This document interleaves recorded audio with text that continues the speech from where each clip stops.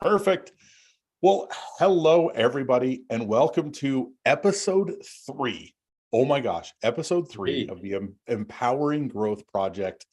My name is Bear Bangs. I will be, hosting tonight's episode and I'm joined here by Alex and Lisa and John.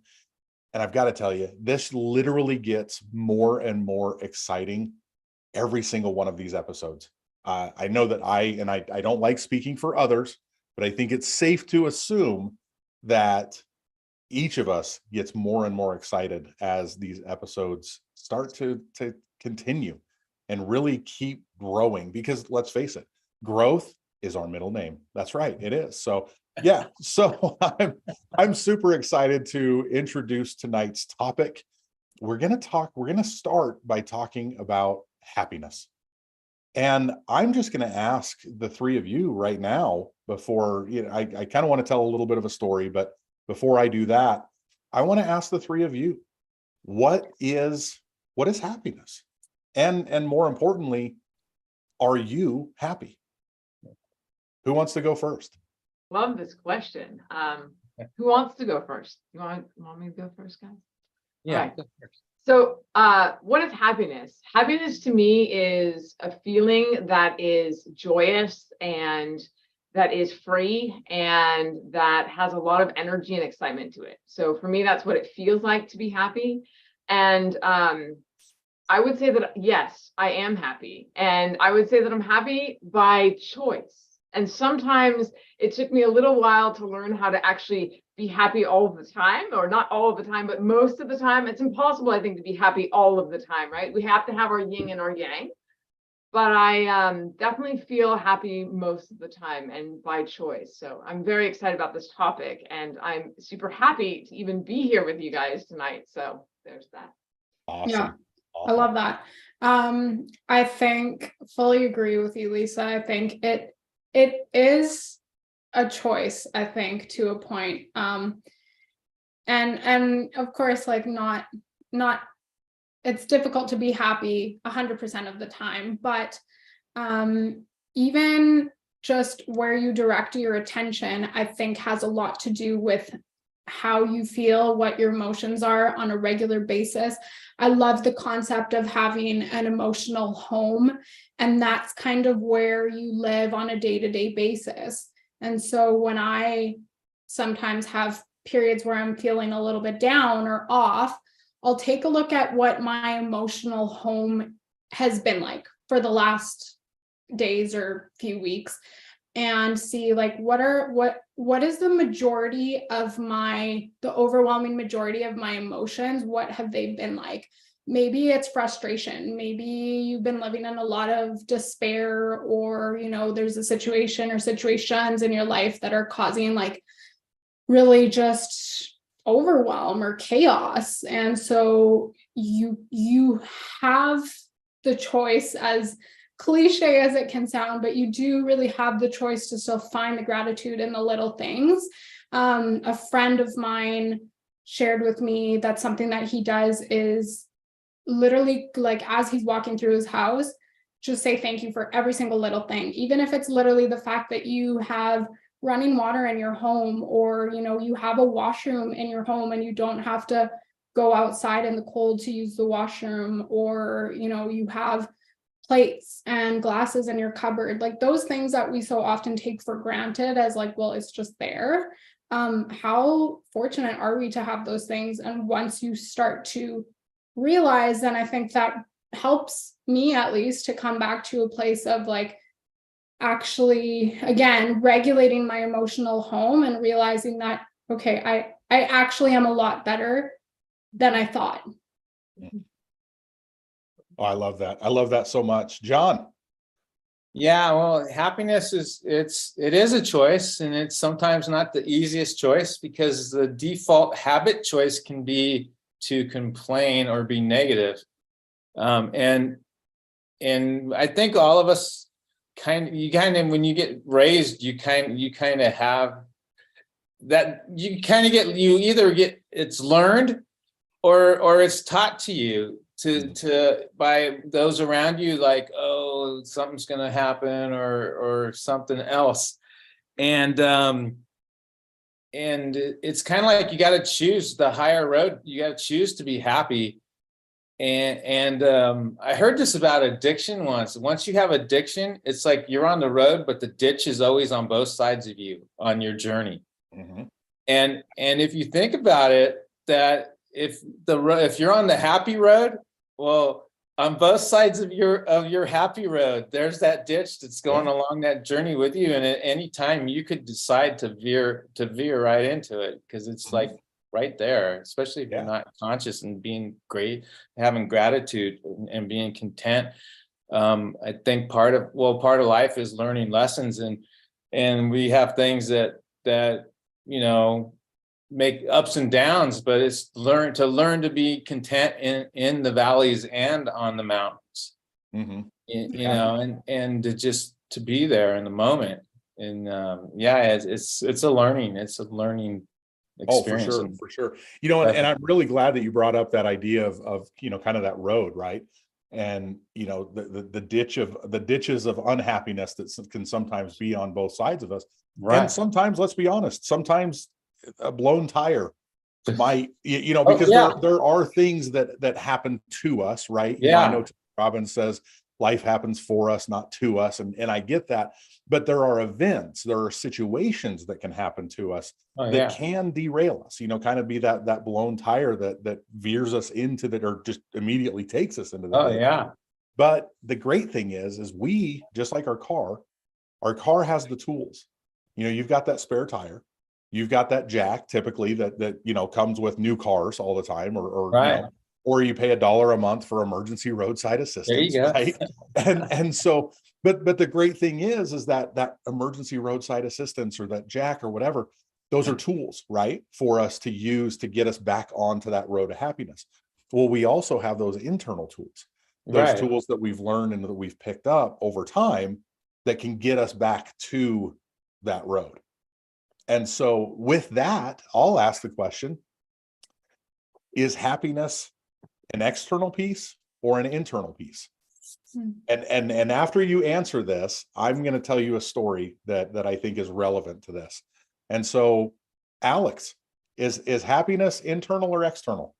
I would say it's definitely internal. I would say, again, like you even just by what you're focusing on, you can make yourself so much unhappier or so much happier, depending on, and even like two people can have completely different experiences of the same situation. Right? Like, why do siblings, for example, who grew up in the same house become completely different people? And one has a really happy memory of their childhood, and the other one maybe remembers the parts that were more difficult. So that's just a really, simple example, but it shows you how it really is just the power of, I think, where you direct your focus, and how you're viewing or how you're interpreting the situation. Again, it does sound maybe a little bit cliche if you're hearing this when you're stuck in the moment, but I think that's really where, for me at least, like being grateful for the little things has helped to shift that focus back into a state of joy, of appreciation for the things that are going right versus the thing that's going wrong. Yeah, I like that. John, is it internal or external? I have a feeling I know what your answer is going to be, but I want to hear it. It's internal, but it's affected by your external environment. And so things will happen, well, you can say to you, but life happens. And I've always said that you can shelter yourself and isolate yourself or do whatever, but life's going to come and find you. And it's gonna, either you're going to live life or it's going to come and knock on your door and you're going to be in some circumstance or some kind of something, because you can't escape life no matter how hard you try. And so external things will happen, and then it's how you internalize it, if you look at it as why has this always happened to me? I was almost thinking the other day of well, people they can become victims. Yeah. Life does this to me, life does that to me, instead of like, what can I learn from this? And then I almost thought that some people can almost become like God victims, where they think that God did this to me. And oh, he, and no, he just wants you to grow. It's not, it's you have to take responsibility for your growth. He would be like a father who he doesn't do things for you, but when life happens, he wants to watch your growth. Our whole purpose here is to love and grow, and to be love, and to learn to be love. And that's it's a huge thing. But all of us, like with our kids, we don't want to isolate them and shelter them and not have anything happen to them. I think I mentioned this before, somebody did a quote like, may all of life's troubles come upon you so that you may learn to grow, But I mean, that's not really what I would like, but through our biggest struggles comes our biggest growth, and Big opportunities. and we can all look at things that we wouldn't be the people that we are now if we hadn't gone through that. Mm-hmm. And then later it's to learn to go through it and not go, why me, and go, oh, thank you, I'm learning. I know I'll get through this and I'll be a whole different person. Right. Right. While you're going through it, but it's not always fun. But Yeah. I think Go ahead, Alex. Tony Robbins talks a lot about the quality of your life is the quality of the questions that you ask yourself on a daily basis. Mm-hmm. And that's so accurate. I think how you have so many people who live their lives maybe not consciously, and I've certainly been in this position myself in the past, where the question that you're asking yourself is, why is this happening to me?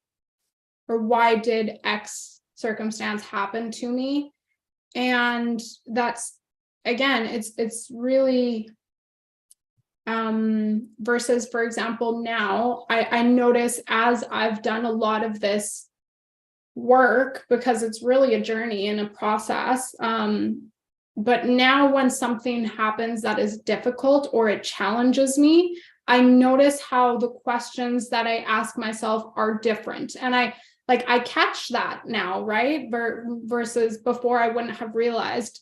So now the questions I tend to ask myself are more like, what can I learn from this situation? right. Those were the exact words that I was thinking of, like, what can I learn from this? Yeah. Right. So thank you, I'm learning. Even if it's like something that was really, really stressful, or, you had a meeting that didn't go the way you expected it to, and it got you down, or, someone, a friendship went wrong or something, happened.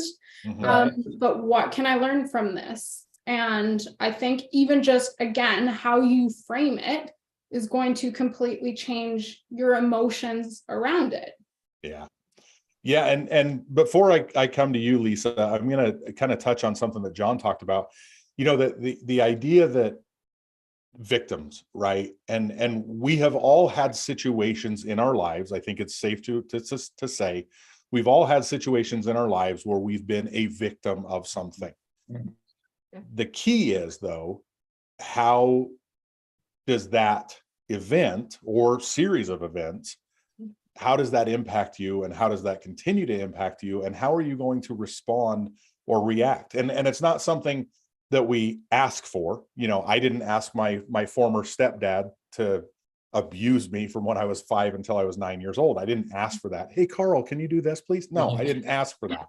Mm-hmm. But at the same time, I had the opportunity over these last few decades to learn from that, to also, as I became a parent, I said, okay, I'm not going to be the person that does this to my kids.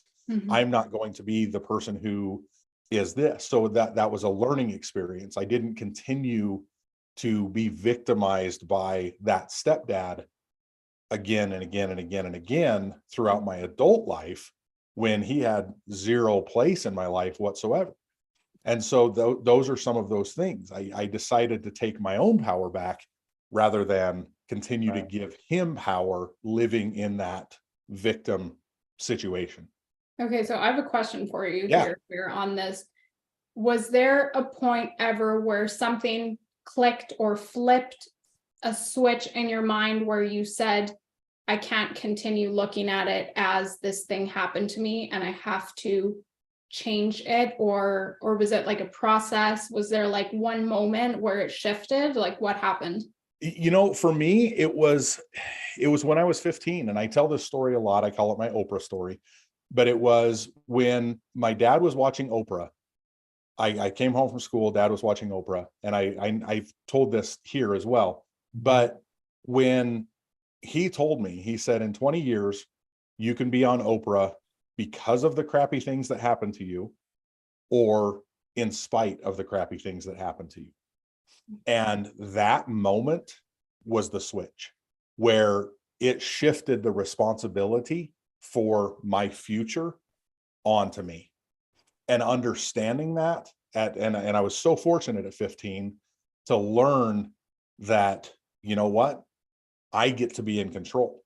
Doesn't matter what happened in the past. I get to be in control of the choices that I make moving forward. And so that moment, it was a literal light switch. My life changed in that moment. And so, yeah, and I encourage people, look for that Oprah story in your own life. Look for that opportunity when someone said to you, the choice is yours, the power is yours, and you get to determine, no matter what happened back here, you get to determine what happens in front of you. So, yeah, Lisa, I love that. So, we didn't want to ignore you and No. forget about you. So, yeah, internal or external? well, it is, for me, it is internal to start. Mm-hmm. And I'm going to flip it on the perspective that John said and go to, it's actually becomes external as you can start to experience it more all the time. You're then being an influencer by influencing happiness to those around you, right? By giving it, by showing up with that happiness, by showing up with that joy.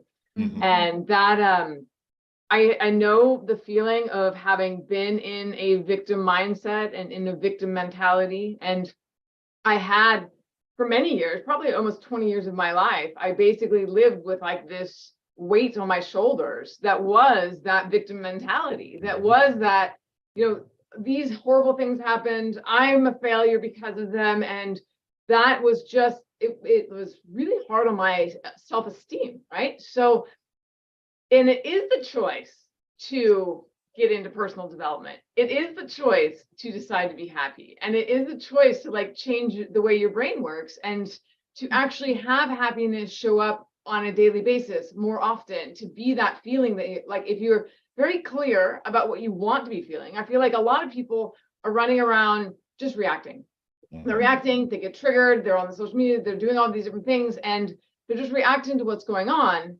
And they're not very clear on what they want their life to look like. They're not clear on how they want to feel. They're not clear on what those values, like what makes that happen for them. So I feel like once I got really clear on that, and I will tell you, it was a Tony Robbins event, the UPW event, really helped me get clear. I'd already been into personal development for a few years, but it was that event. It was an exercise that happens during that event. It's probably the whole event, but I say it's an exercise, but it's really the whole thing.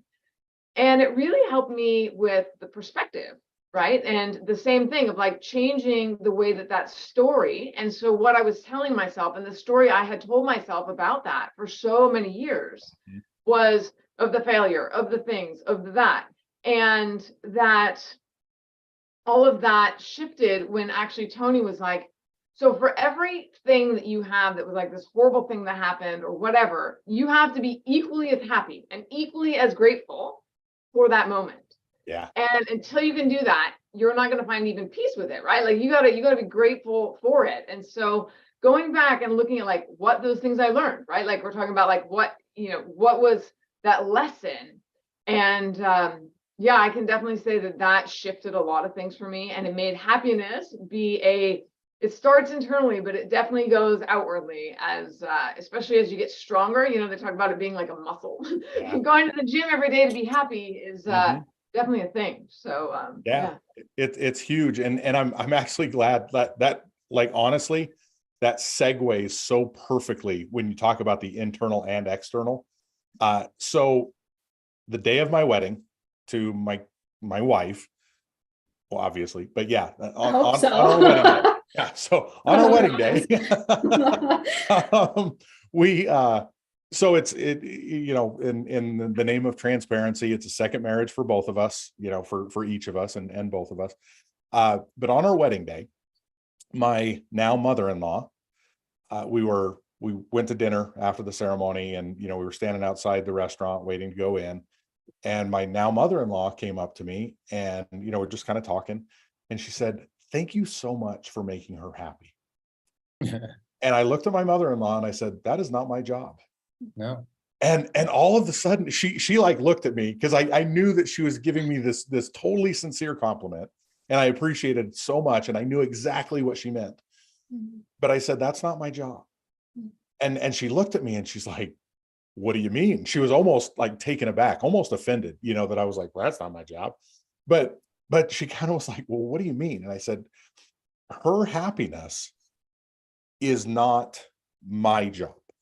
It's her job. Now, I can contribute to her happiness, and I can contribute daily in, you know, the ways that I show her that I love her, and that I can, you know, show her all of those pieces, but she gets to determine whether or not she's going to be happy in life, not just in life with me, but just in life in general." And so, yeah, that internal external piece, yes, it's almost, it is that yin and yang, right? You know, I really liked what you talked about with Tony, where it's like, you know, you've got to show gratitude for that thing that happened, you know, whatever it might be. And I always love, I actually have a hoodie of Brendan Burchard's that says "Honor the struggle." And when people see me wearing that hoodie, they're like, "Ha, ha, ha, honor the struggle." And I'm like, "No, you don't understand what that actually means." It's not saying, you know, welcome the struggle. It's not saying love the struggle or anything like that. What it is saying, though, is that if you don't honor those times in your life that you do struggle, then you're not going to move forward and grow within those moments and from those moments.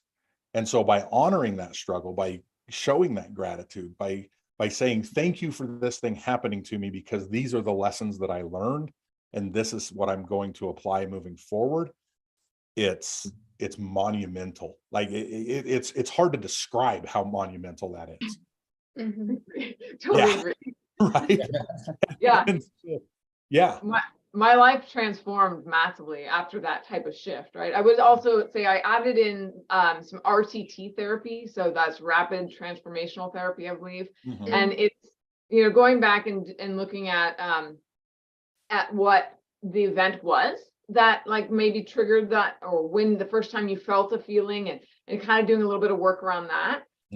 But those doing that work and doing the work around being happy and doing the work around healing, I mean, game changer. My life is very different. I had my thought process used to be very negative. I realized I had a lot of stress, like repetitive stress that was, if I like actually calculated the amount of hours and years of my life that was like in that victim mentality almost, or in that stress mindset, it's pretty crazy because it's so drastically different now. And I feel like through doing habits, the high performance habits that help me stay organized and not getting too tired or too hangry or too any of those things, you know, then the happiness comes really easily because you have the energy to continue to be happy, and you're training your brain to like, okay, that negative emotion came up. Yeah, okay, emotions happen. The emotion came up.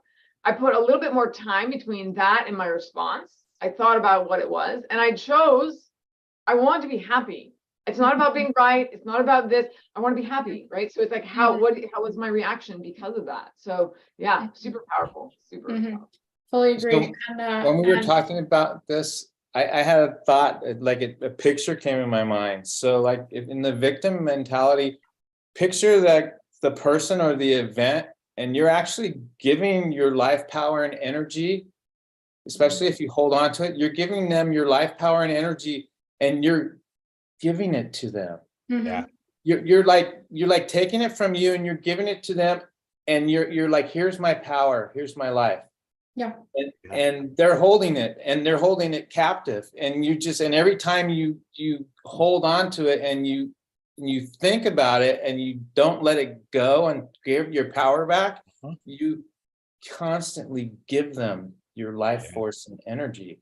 Yeah, I think You know, that's like- where like That's our brain doesn't know the difference between a situation that's actually happening and something that you're imagining. So Right. if you keep going back to that memory that was traumatic, that inflicted pain, your brain doesn't know the difference between, oh, she's remembering what happened in the past and she's living it again. She's stepping through it again. So your brain will feel that same pain. So essentially, you are just re-inflicting that pain on yourself on a daily basis. If this is something that you're thinking about constantly. not only your brain, your whole body. Yes. You're Yep. in Yeah, everything. it's physiological and Yes. psychological And and all of you the have things. body memories. You have body trauma 100%. too. Yeah. Yeah, and you're triggering it. Mhm. And you're Yeah, giving, like I said, you're giving your power. You're like, here's my life force. Here's my power. Yeah.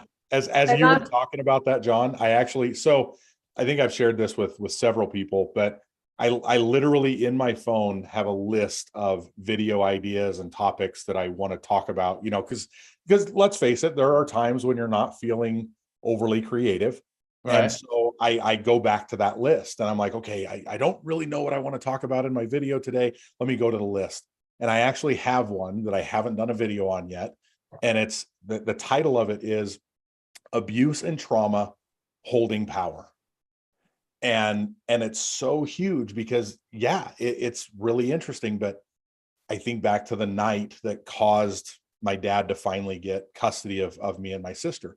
But as I think about that night, I literally start to focus on my lower back, my upper legs, all of the areas that my stepdad was hitting that night almost 40 years ago. Yeah. But I'm imagining and I'm feeling that. So when you talk about that physiological feeling, that feeling You're holding trauma in your body. yeah, I can feel that. And it's so amazing. I'm not holding on to it. I'm not gonna tonight, you know, after our meeting tonight, I'm not gonna go and just have this breakdown because I've taught myself over the years how to, you know, deal with it by just don't, you know, it's gone. It's not a part. But seriously though, Mhm. as I'm thinking of that night, I'm feeling it in my body. And it's amazing. It's amazing the power of our mind and what we can control. And so when it comes to, like we've all agreed tonight, choosing to be happy and choosing happiness, it is that muscle that Lisa talked about earlier. It is those pieces that say, you know what, my mind is stronger than my past. And my mind moving forward is going to say, you know what, 99.8% of the time, I'm going to choose to be happy. And the other 0.2% of the time, something might happen that might affect it. You know, like the person that was driving 15 miles an hour under the speed limit for 7 miles today. Yeah, that kind of impacted my happiness in the moment. So that's why I'm going to say 99.8% of the time.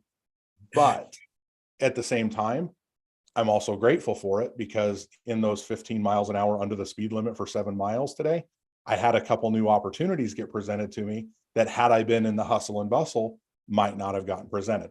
So it's in how you view it. Mhm.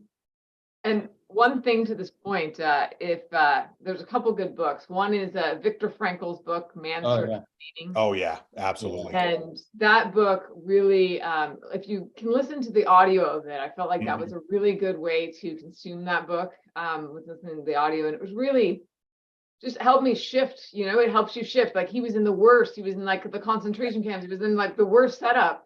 And he realized that the last thing that we have as humans is that choice. Mhm. That choice of, are you gonna be happy? Are you gonna give up? Are you gonna, are you gonna have a better future? Are you gonna look toward the future? And so I just think that's really interesting. And then one other suggestion on all this topic before we really wrap up.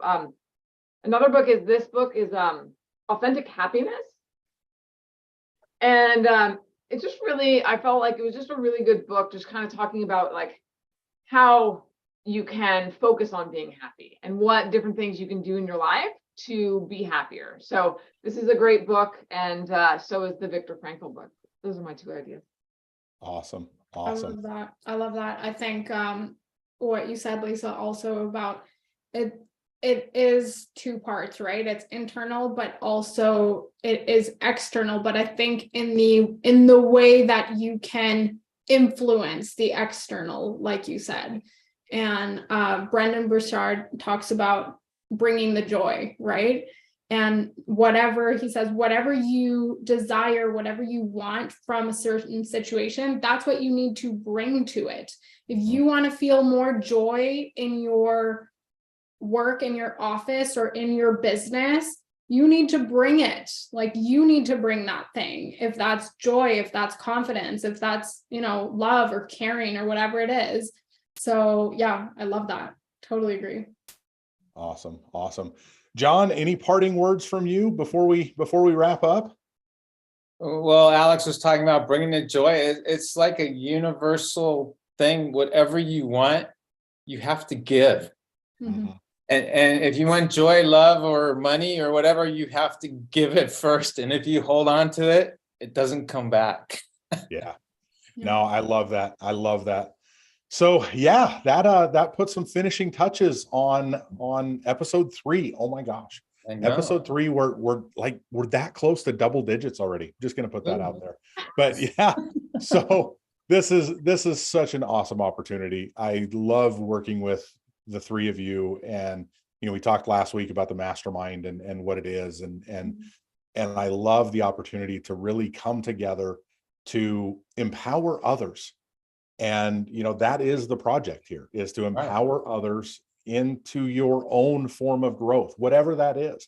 And even if you're starting at day 1 of your growth, we would love to be your guides, because we're going to be here cheering you on absolutely 100%, because it is so worth it. It's not going to be easy. It's never easy. But let's be honest, is anything that's ever worth it really easy? It's not. And so if we can be a part of that, and we can be those guides for your empowerment, join us on this journey, because I can tell you right now, we're having a blast. So with that, thanks for being here. And if you're catching the recording, love to hear your thoughts and love to hear your feedback as well. So with that, thanks again, and we'll see you soon.